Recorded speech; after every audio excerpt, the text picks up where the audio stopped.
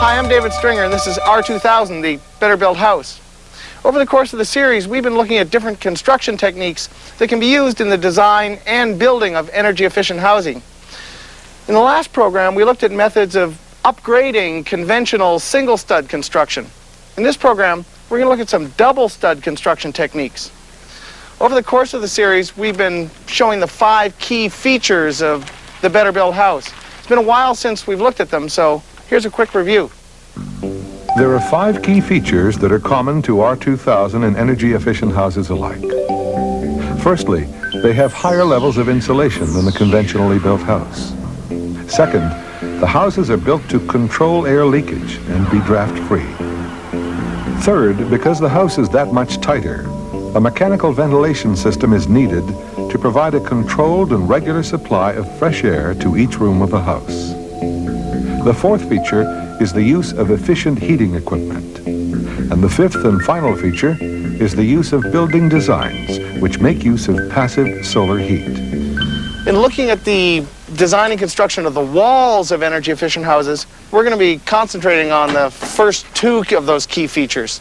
In other words, improving the amount of insulation and also controlling air leakage. I'm doing okay on the basic principles, but I can't claim to speak builderese. So we have an experienced R2000 builder, Oliver Drerup, here to keep the builder's perspective on things. Oliver, I think that's your big entrance. Well, maybe not that big. I'm not much of an actor. What we're going to be doing today is looking at double stud construction, which is really a very different way of approaching the whole problem of building a wall. Well, most of the things we've been looking at so far have been different. Well, different, all right, but if you'll remember in the last show, we were looking at upgrading single stud construction, and it's not nearly as strange as this. Perhaps what we ought to do is really review what we went over. Single stud construction can be upgraded without major alterations to conventional construction practices. Improvements to the energy performance of the house walls can be achieved by reducing thermal bridging from the inside to the outside, by properly installing insulation into the wall cavities, by installing insulated exterior sheeting, and by installing a continuous air barrier throughout the house. Some of the techniques for reducing thermal bridging include using single top plates, spacing studs at 24-inch centers, and using 2 stud corners. Insulation levels and performance can be easily upgraded through the use of 2x6 framing, allowing for R20 batt insulation, and by ensuring that the insulation is installed in a manner which reduces air movement inside of the cavities. The use of insulated exterior sheathing further reduces thermal bridging, and when installed to restrict the entry of cooler air into the wall cavities, further improves the performance of the insulation. Finally, the installation of a continuous air barrier can be made easier by pre-planning the detail around header assemblies and interior partitions. Air sealing around electrical outlets and other penetrations can be made easier through the use of manufactured air barrier boxes or by embedding the air barrier into the wall with cross-strapping. Well, Oliver, as I understand it, we're going to talk about double stud construction. What do you get a load of my first question? It's very basic. What are we talking about? Well, we're talking about a wall that is composed of 2 walls. We have an interior stud wall and an exterior stud wall. There's a tremendous value in that for 2 specific reasons. One is that it's possible for you to bury the vapor barrier inside the wall so that it gets out of the road of all the tradespeople and that kind of thing. The other thing that's good about it is that you have the opportunity to vary the distance between these 2 walls, and as a result can put in any amount of insulation that you want.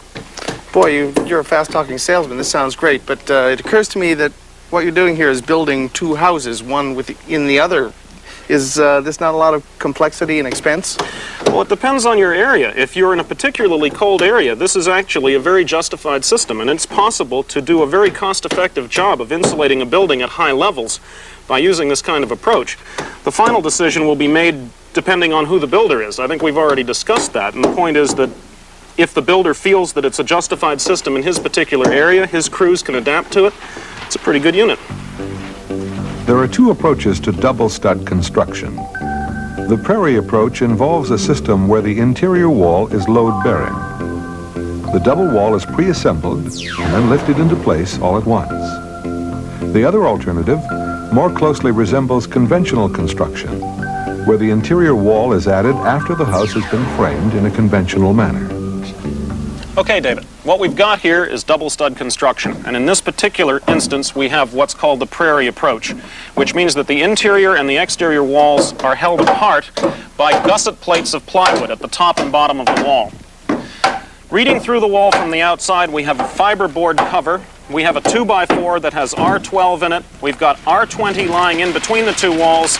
We have the vapor barrier running continuously on the outside of the interior wall. And then we have the interior wall, which will get another R12. Fully 2/3 of the insulation on the exterior, 1/3 on the interior, and the total assembly of the wall is R44. And it seems neat that the vapor barrier is against this piece of aspenite so that the electrics and all that stuff are no problem. When the tradespeople come into this building, what they're going to see is what they're familiar with. This is great. I would have really liked to be here to see them put this together. Well, thanks to the magic of television, we can. Well, the time machine worked. We've gone from finished wall to a bunch of sticks on the floor. And I'm standing in the door, I guess. You're in the door of a really conventionally framed wall. Nothing unusual about it. First thing that happens is that we start with a wall down on the floor, built the way you normally would build a wall. Next thing that happens is the poly goes on over the whole affair, and then we're going to put down on top of that a sheathing material. Okay, where's my hammer? Let's start. I think we better get out of this picture. They're going to need some room.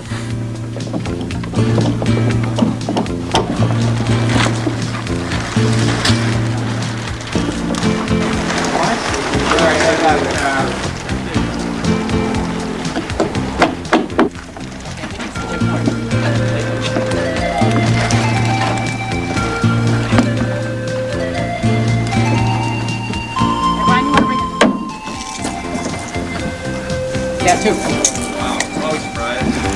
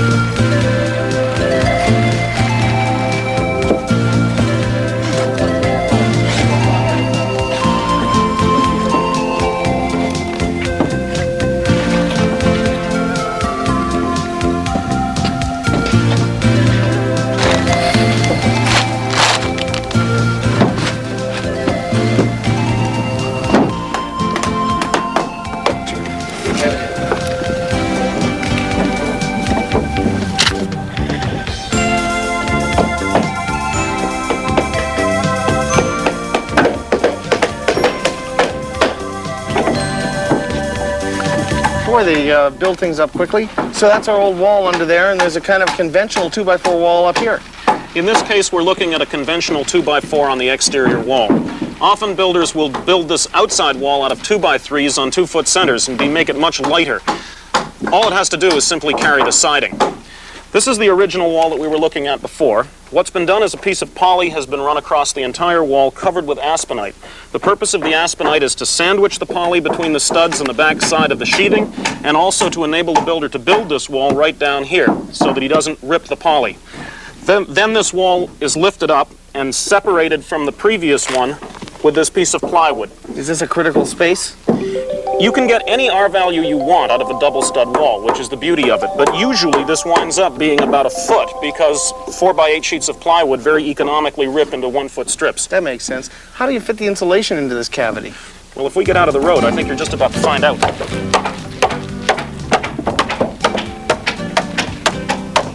The first thing we're going to do is take an R20 bat and install it horizontally between these two walls because we want to completely suppress any convection currents.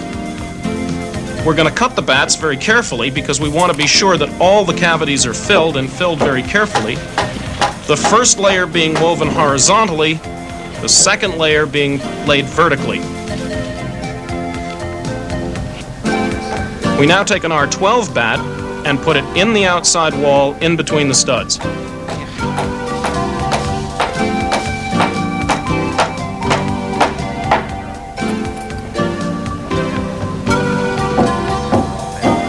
Now, because the racking strength is already taken care of, the crew can put on an inexpensive exterior sheathing just to protect the insulation from any damage as a result of rain, and then the whole wall can be lifted up into place.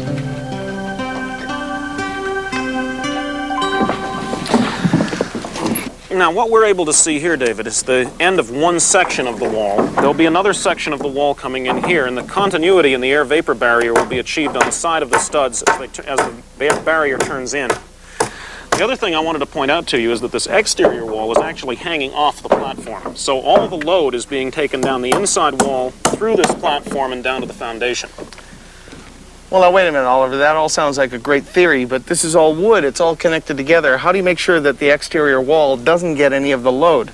Well, what we're doing is we're taking a 1x4 and laying it all around the top plates at the top of the building before the trusses go on, so that we're ensuring that the weight of the roof will be carried on this interior wall. In other words, you mean you're making the load-bearing wall just a little taller so that everything has to sit on it. Right on. Boy, you can sure talk a lot. You know, at the beginning of the program, we promised them 2 different methods of double stud construction, and now I'm afraid we don't have time to go into detail on the second one. It's okay, because the second one is really very simple.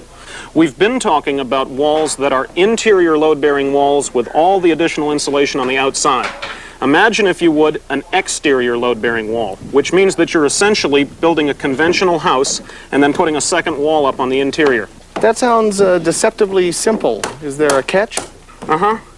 The problem is that it's very difficult to insinuate the vapor barrier into the wall. What winds up happening is that usually your vapor barrier will be on the inside of the inside wall instead of the outside of the inside wall. Okay, so it's not hidden, but what causes that problem? Well, if you're going to insulate between the two walls, it means you kind of have to hang the insulation up there and just let it stand in midair while you get ready to put up the interior wall. It's a bit more difficult to do. And there's another problem as well. Imagine the floor joists that are going to go on over our heads here. They are going to now be bearing on the outside wall, which means they're going to penetrate the wall assembly. So it becomes more difficult to get continuity of the air barrier through that whole area. But see if I'm learning. Could we solve that problem with our friend Tyvek around those headers? You're learning. The other thing that you can do is to take blocks of blue foam, the SM extruded polystyrene, and cram it up in between the joists to seal that area. But it's a lot of messing around. Sounds like other things I know about. Sounds simple, but there ain't no free lunch. Uh-oh, you're going to ask me to summarize now, aren't you? How did you know? Don't even ask it. Okay, I'll just do it. I think, actually, it's simple. Basically, double stud construction is different, but not necessarily difficult. And there are 2 systems. One is not what the builder's used to, but it really flows together nicely. It's just a piece of cake. The other one that uses all conventional practices ends up causing you some hassles with detailing work. So it's really up to each individual builder and his crews to decide what might work for them. Always. But there is a point to be made here in favor of double stud construction. If you're looking for high R values in a wall, R40, it's really a very cost-effective way to go about getting them. Great. You know what? I think we ought to get out of here now. Where? That away. Join us at the factory next time.